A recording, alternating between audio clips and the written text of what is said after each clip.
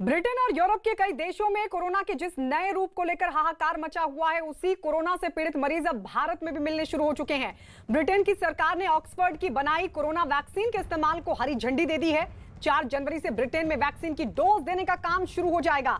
Britain से vaccine को मंजूरी मिलने के बाद इस बात की पूरी उम्मीद है कि भारत भी जल्द इसे हरी झंडी दे देगा। वैक्सीन लगभग तैयार है। पूरी दुनिया कोरोना वैक्सीन का इंतजार कर रही है। इसी बीच कोरोना वैक्सीन को लेकर देश में नया विवाद शुरू हो गया है। कुछ मुस्लिम संगठनों का तर्क है कि कोरोना वैक्सीन इस्लामिक उसूलों के खिलाफ है।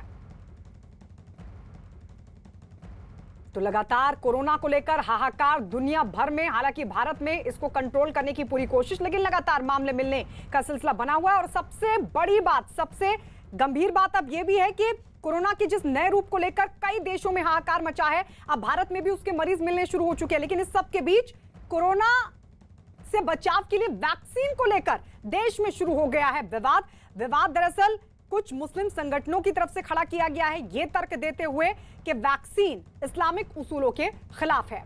कोरोना वैक्सीन में इस्तेमाल चीजों पर उठ रहे विवाद के बीच रजा अकेडमी ने तो WHO को एक खत भी लिख दिया है और कोरोना का टीका बनाने में इस्तेमाल होने वाली चीजों की मांग ली है जानकारी।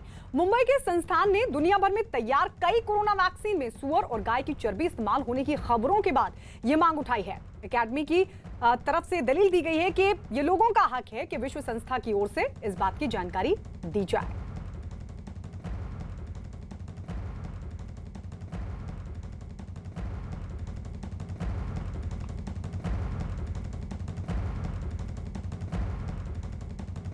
तो आपको बता दें, कुछ मुस्लिम संगठनों की तरफ से इसको लेकर विवाद शुरू कर दिया गया है और ये एक साफ तौर पर कहा है कि ये इस्लामिक उसूलों के खिलाफ है। बाकायदा मुंबई में कुछ इस्लामिक संगठनों की बैठक भी हुई है इस पूरे मामले को लेकर और रजा अकेडमी की तरफ से तो बाकायदा WHO को चिट्ठी लिख दी गई है और ये जानकारी मांगी है कि इस वैक्सीन में किन किन चीजों का इस्तेमाल होता है।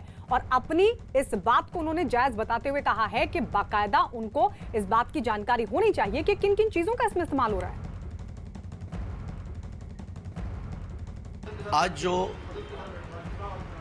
WHO को रजा अकेडमी की तरफ से ख़त लिखा गया है, उसमें हमने ये सवाल किया है, हमारी मांग है कि जितनी कंपनी, कौन कौन सी ऐसी कंपनियां हैं कि जो कोरोना वैक्सीन बना रही हैं, नंबर 1।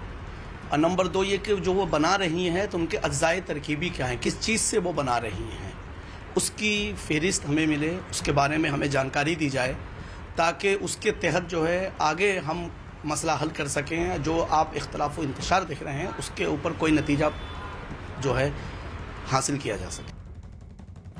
और इस वक्त एक बड़ी खबर, पठानकोट में हमले की साजिश, जैश लश्कर की आतंकी साजिश का हुआ है पर्दाफाश। ये बड़ी खबर इस वक्त की, सीमा के पास जुटे आतंकी पठानकोट पर एक बार फिर से आतंकी हमले की साजिश रची जा रही है।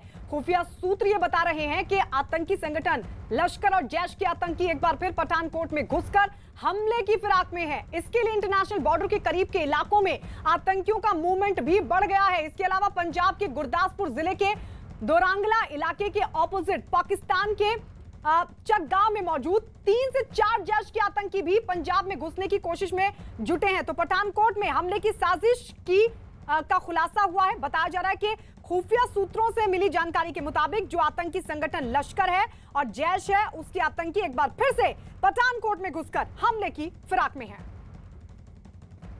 सारा देश नए साल के आगमन की खुशियों में डूबा हुआ है, वहीं आतंकी संगठन फिर से एक बार भारत में आतंकी घटनाओं को अंजाम देने की फिराक में है।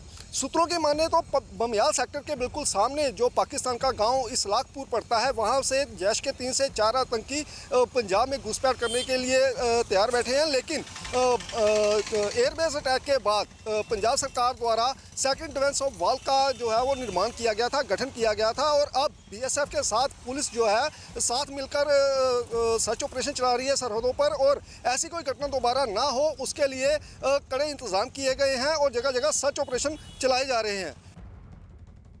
तो आइए एक बार फिर से हम रुख कर लेते हैं कोरोना वैक्सीन को लेकर उठे विवाद की। दरअसल कुछ इस्लामिक संगठनों की तरफ से इस बात को लेकर ये मांग की गई है कि वैक्सीन में किन किन चीजों का इस्तेमाल होता है, उस बात की जानकारी दी जाए। तो वहीं कुछ मुस्लिम संगठनों की तरफ से तो यहां तक कह दिया गया है कि ये वैक्सीन इस्लामिक उसूलों के खिलाफ है।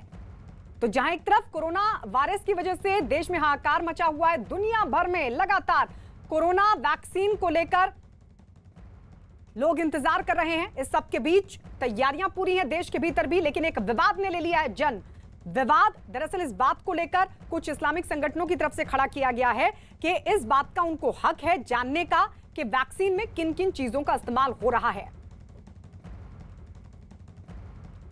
हाल ही में मुंबई में इस्लामिक संगठनों की एक बैठक भी हुई जिसमें